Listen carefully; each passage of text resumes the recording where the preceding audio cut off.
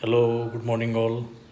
Guys, yesterday I discussed about the diabetes and the practical approach to manage the diabetes. So it was basically the way by which a patient can, manage the diabetes in his home. And it was lifestyle modification and management of food along with the workout. So basically diabetes is a disorder, it is not a disease. Today I'm going to talk to you about the various complexity of diabetes. So the major complexity that I'm going to cover today is hypoglycemia. Hypoglycaemia क्या होता है?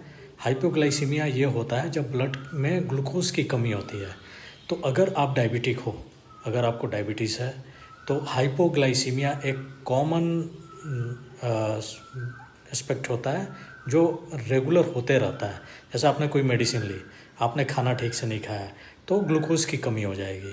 और ये situation काफ़ी dangerous होता है. ये situation काफ़ी डेंजरस होता है. और in this situation if will see the symptoms is almost equivalent to hyperglycaemia and hypoglycaemia.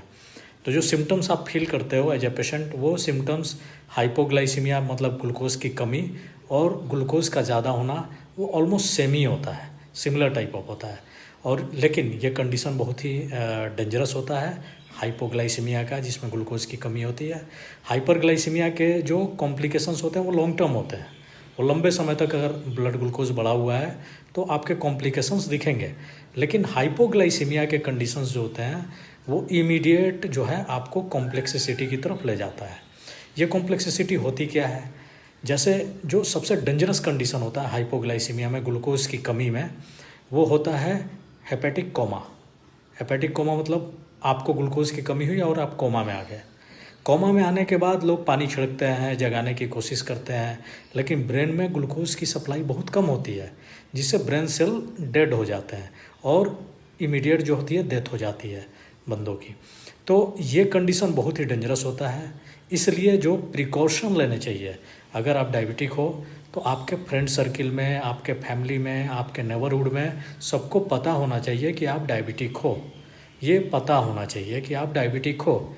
इस कंडीशन में क्या होगा कि अगर आप कभी भी किसी भी सिचुएशन में कोमा में जाते हैं तो लोग आपको कोई मीठी चीज़ दे सकते हैं खाने के लिए, या आप फील कर रहे हो वो सिम्टम्स और किसी को बताते हो कि मैं ऐसा फील कर रहा हूँ, तो इमीडिएटली वो कोई मीठी चीज़, स्वीट चीज़ दे देंगे, जिससे आपके ये सिम्टम्स से राहत मिल जाएगी और आप कोमा में नहीं जाओगे. तो अगर कोई पेशेंट कोमा में चला भी गया है और उसे इमीडिएट ग्लूकोज की सप्लाई मिल जाती है तो उसे हार्म नहीं होता है. तो ये पता होना चाहिए कि आप जो हैं डायबिटिक हैं. अपने साथ एक चॉकलेट रखना चाहिए.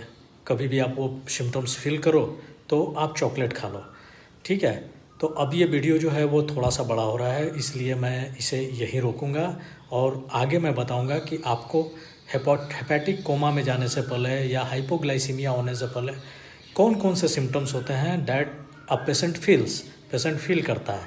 और जब वो पेशेंट उस सिम्टम्स को फील करता है तो उसे क्या स्टेप्स लेने चाहिए इस डेंजरस कॉम्प्लेक्सिटी में जाने से पहले और रोकने के लिए.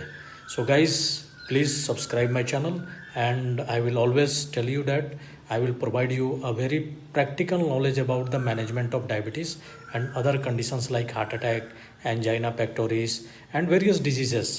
So guys, for better information and good information, practical information that can be implemented by a patient, please subscribe my channel and it would be very useful for you. Thanks a lot. Bye bye. Take care.